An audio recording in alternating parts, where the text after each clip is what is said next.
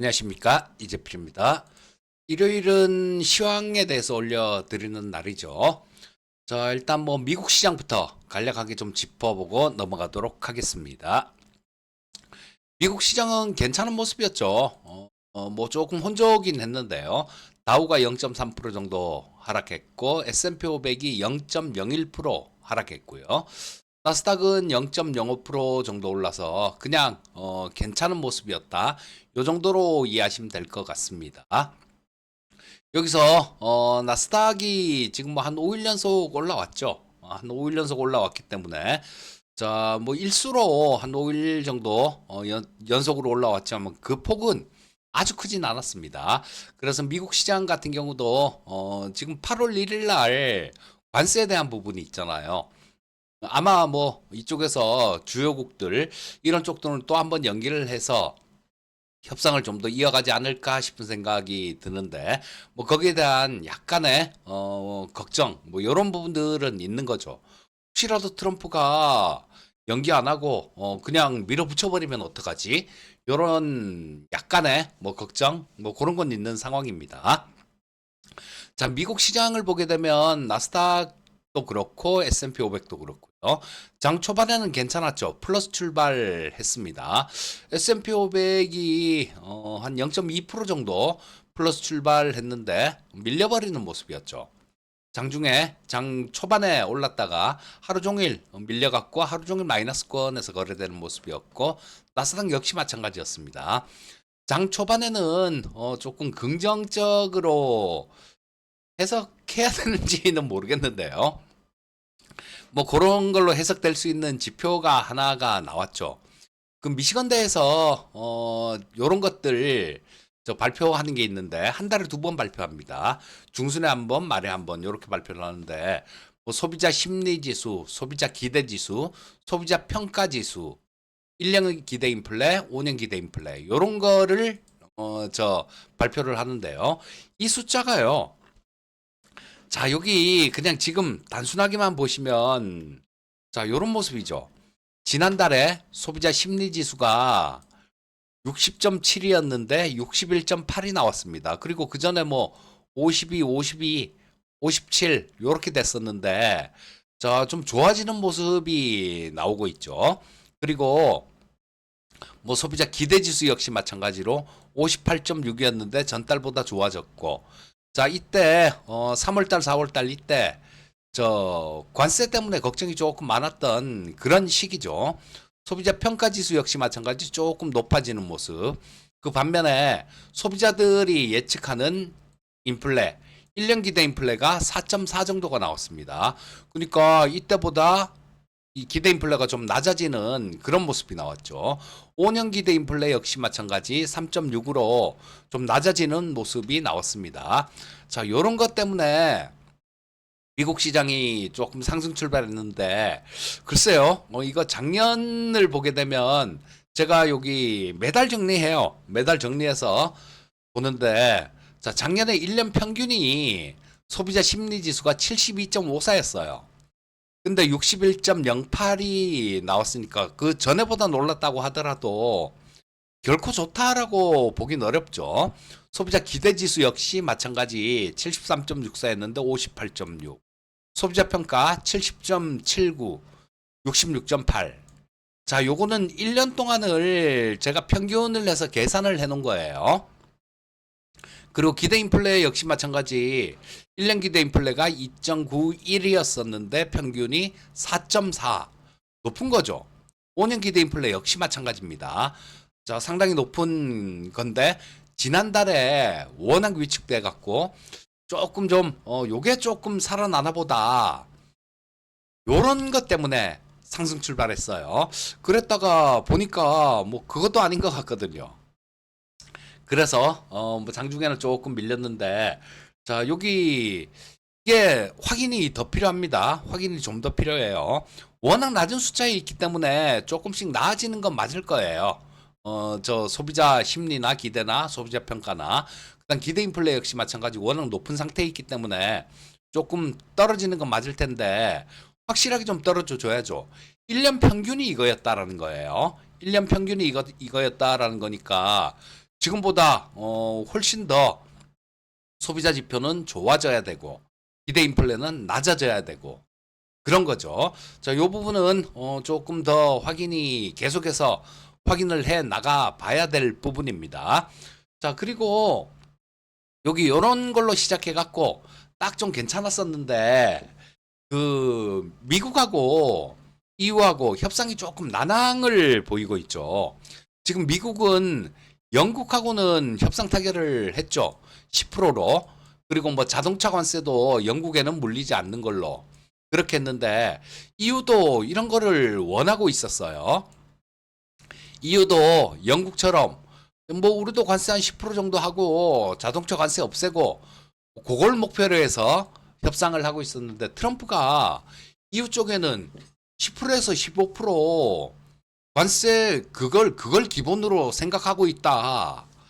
그게 기본이 돼야 된다. 이런 얘기를 하면서 협상이 좀 난항을 보이고 있는 거 아닌가. 뭐 그런 부분들이 있었어요. 그러면서 주가가 좀 밀려서 옆으로 이렇게 된 거죠. 자, 근데 EU는 영국만큼 적용하기가 어려울 거예요. 왜냐하면 영국은 미국에 대해서 무역 적자국입니다. 미국이 오히려 영국에 파는 물건이 더 많아요. 그렇기 때문에 요 정도를 적용을 했는데, 자, 이 EU 쪽이 이렇게 적용되기는 조금 어렵다라고 봐야 될 거고, 우리나라 역시 마찬가지 지금 뭐 25%에서 관세를 낮추려고 협상을 막 하고 있는데, 아, 진짜 영국만큼 10% 정도 되고 그럼 땡큐일 것 같은데요. 우리나라도 뭐 그 정도는 조금 어렵다라고 봐야 되겠죠. 대신 이 트럼프가 일본은 굉장히 압박을 많이 하고 있는데요. 이쪽 저 우리나라 같은 경우는 압박을 덜 합니다. 저 일본 의회 선거가 지금 이제 이번 주에 있죠. 자, 그래서 참의원 선거가 있는데 뭐 그 결과가 어떻게 나올지 그 부분에 따라서 또 미국하고 대응하는 그런 자세가 약간 달라질 수는 있고 변수가 좀 있어요. 자, 그리고 이 무역 협상이 8월 1일까지잖아요. 8월 1일까지인데 아마 협상이 좀 더 필요한 부분은 연장을 할 걸로 그렇게 생각합니다. 그리고 저 중국 쪽 같은 경우는 지금 8월 12일까지인가 그럴 거예요. 근데 여기에 대해서는 그 미국의 베센트도 뭐 중국은 연장될 것이다. 뭐 이런 얘기를 했으니까요. 연장 안 하면 더 미국이 좀 더 괴로울 수가 있죠. 히토리 때문에. 지금 이번에도 되게 좀 유화적으로 나가고 중국한테 조금 끌려다니는 듯한 그런 인상을 주는 게 히토류 수출 때문에 그렇잖아요. 뭐 히토류라는 게 첨단 산업, 뭐 우주 항공, 방위 산업 이런 데 안 들어가는 데가 없는 그런 저 광물입니다.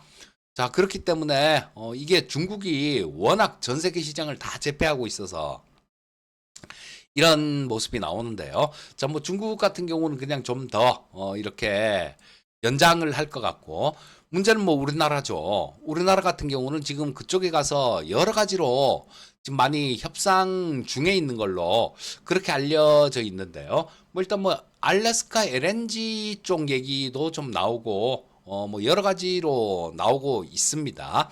자, 그런 걸 지릴 때 삼아서 잘 좀 해줬으면 좋겠고요. 자, 뭐 미국 같은 경우는 이제 실적 발표 시즌으로 들어갑니다. 이번 주에 조금 저 신경을 써야 될 부분은 그 실적 발표가 있죠. 뭐 테슬라 같은 기업들 이번 주에 실적 발표가 있습니다. 그리고 파월 의장의 마지막 연설이 있어요. 그 이번 달 말에 연준 통화정책회의가 있기 때문에 지금은 저 연준 위원들 이제 블랙아웃 기간으로 들어가죠. 근데 파월 연설이 아마 그 연준 통화정책회의 전에 마지막일 겁니다. 자, 그래서 거기서 어떤 얘기를 하느냐, 뭐 여기에 따라서 시장이 조금 분위기가 달라질 수 있는 부분들이 있다. 뭐 이렇게 보시면 될 것 같고, 그 부분 체크하시면 될 것 같고요. 지금 연준 의장을 트럼프는 파월을 자르고 싶어 하죠. 되게 자르고 싶어 하는데 뭐 이유 없이 자르지 못합니다. 이것도 마찬가지 연준 의장의 임기 뭐 이런 거는 보장이 돼 있기 때문에 이유 없이 자르지 못하기 때문에 요즘 들고 나오는 것들이 있죠. 연준 리모델링 하는 거. 그거 야 리모델링 하는데 왜 이렇게 돈을 많이 썼어? 이러면서 압박을 하고 있는데 단순하게 뭐 금리 안 내리는 게 마음에 안 들어 이렇게 갖고 자를 수는 없습니다. 그래서 그런 부분을 갖고 막 이렇게 조금 좀 트럼프가 고민을 하고 있는 것 같아요. 뭐 대부분의 IB나 경제학자들 이런 분들은 이 자르면 조금 어려울 거다. 좀 시장 어지러워질 수 있다. 연준의 독립성이 보장이 돼야 그게 시장에 신뢰감을 주는데 그렇게 자른다라면 신뢰를 잃을 것이다. 이런 것 때문에 부정적인 그런 의견들을 표명하는데요. 또 그럴 수도 있습니다. 만약에 자르게 되면요. 한 번은 뭐 변동성이 있겠죠. 출렁할 수는 있어요. 출렁할 수는 있는데 뭐 그러고 난 다음에 또 시장은 또 자기 자리를 찾아가는 거니까. 그리고 파월 의장이 만약에 저 해임이 되게 된다라면요. 그때는 저 그 다음 연준 의장은 그 비둘기적인 비둘기파가 득세하겠죠. 왜냐하면 이거 누가 봐도 만약에 잘리면 금리 안 내려서 잘린 거니까. 그래서 그 후보 물망에 오르고 있는 분들, 뭐 월러 이사나 이런 분들 같은 경우는 7월 달에 금리 인하해야 된다. 이런 얘기를 하고 있어요. 근데 이게 물가 지표는 조금 올라왔었잖아요. 그 CPI 이달 초에 발표된 CPI 같은 경우는 좀 불안한 모습을 보였습니다.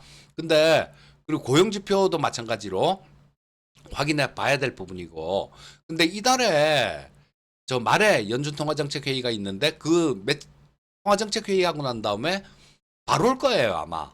바로 그 고용 지표가 나올 겁니다. 근데 여기서 만약에 고용 지표가 조금 좀 뭐, 저 금리 인하를 저 하지 말아야 되는 그런 숫자가 나온다라면 그럴 수 있죠. 야, 이것까지는 확인해 봤어야 되는 거 아니야? 라는 그런 비판이 있을 수도 있습니다. 그래서 아마 이번에는 7월 달에는 금리 인하를 하기가 어려울 거고요. 그리고 8월 달 같은 경우는 9월 달이죠. 그 다음에는 9월에는 아마 가능성이 좀 있지 않을까 싶습니다. 그리고 일각에서는 그런 분석도 나오네요. 이 연준 의장을 지명해서 저 임명을 하려면 저 의회 승인을 받아야 됩니다. 의회 승인을 받아야 되는데 이게 또 법에 그런 법이 있대요. 만약에 의회가 저 휴회하는 그 기간에는 임명할 수 있다. 뭐 이렇게 돼 있답니다. 그 미국 상원이 8월 4일부터인가 휴회에 들어갈 거예요. 한 달간. 그래서 트럼프가 뭐 이 기간 내에 임명을 하면 그냥 임명도 할 수 있을 것이다라는 그런 얘기들도 하네요. 참 미국 대통령이 이렇게 종잡을 수 없는 분이니까 우리도 되게 많이 헷갈립니다. 하여튼 여러 가지로 조금 지켜봐야 될 부분인데 미국 시장 같은 경우는 뭐 추세 자체는 상당히 견조한 모습을 보이고 있어요. 자, 이게 사상 최고치죠. 자, 요거 주봉으로 보시게 되면 여기가 사상 최고치였는데 그걸 돌파를 하고 지금 그 위에서 놀고 있습니다. 그러면 이 상승 추세 자체는 의심할 바가 아니다. 이렇게 보시면 될 것 같아요. 자, 미국 시장은 요 정도로 정리하기로 하고 우리나라 시장 한번 볼까요? 자, 코스피 시장 제가 지난주에 저 시황 방송을 해드리면서 일요일 날 올려드리면서 쉬어가도 좋은 시장, 아니 쉬어가야 좋은 시장 이렇게 말씀을 해드렸는데요. 자, 그런 모습이 나왔어요. 쉬어가는 모습이 나왔죠. 자, 여기가 월요일이었고 화, 수, 목, 금. 자, 뭐 계속해서 어떠한 변화도 없이 뭐 좀 예, 그냥 옆으로 계속 횡보하는 모습이 나왔습니다.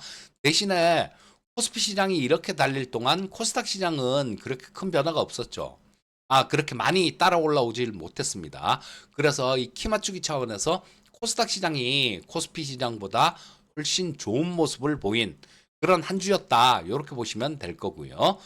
자, 지금 요거 옵션 수급에서 좀 특이한 상황이 나와서 지난주에 제가 그런 말씀을 드렸던 거죠.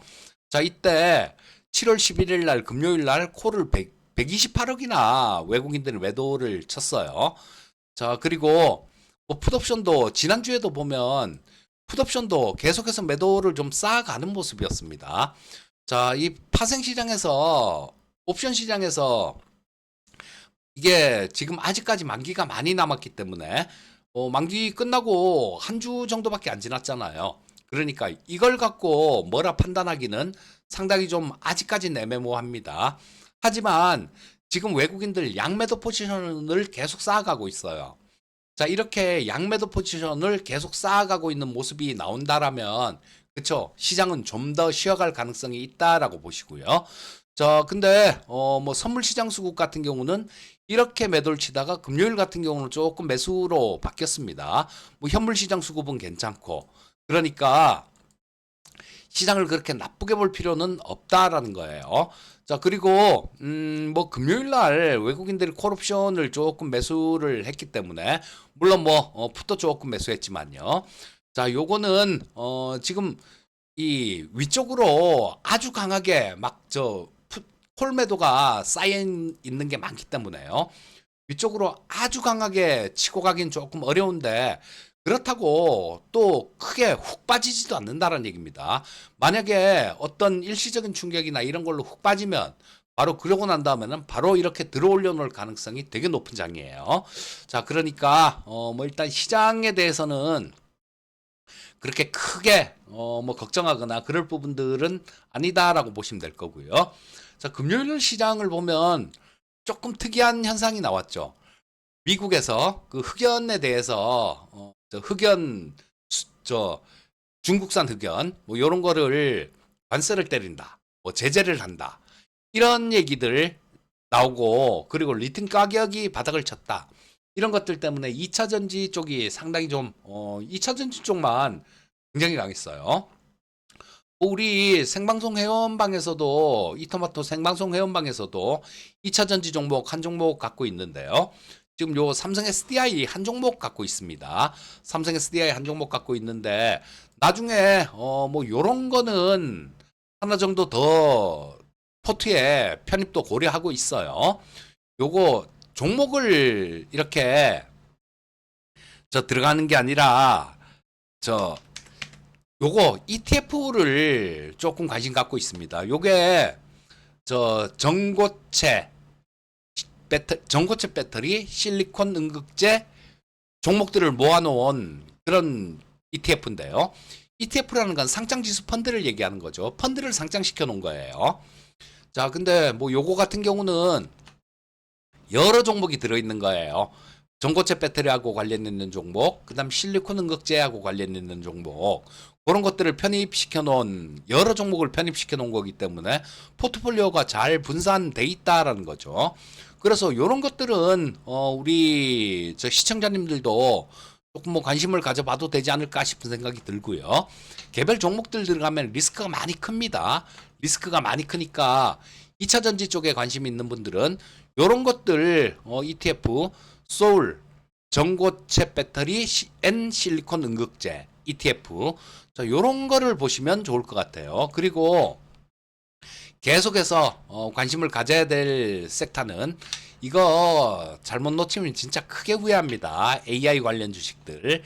자, 올해 지금 투자하는 거 이거는 AI 관련주를 중점으로 투자를 하시고요. 나머지 쪽들은 좀 부차적으로 그렇게 하시는 게 가장 좋다라는 생각이에요. AI 쪽을 가장 신경 써서 보시면 될 거고, 그리고 어제 제가 엊그저께 금요일이네요. 이토마토 증권통에서 공개 방송을 한 게 있어요. 1시간짜리 영상이 있는데 거기서 제가 AI 에이전트에 대해서 얘기를 해드렸어요. 아마 좋은 공부 되실 테니까 그거도 영상을 좀 찾아보시면 상당히 좀 도움이 되지 않을까 싶은 생각이 듭니다. 자, 오늘은 요 정도까지 할게요. 항상 성공 투자하시고요. 저는 다음에 또 뵙도록 하겠습니다. 감사합니다.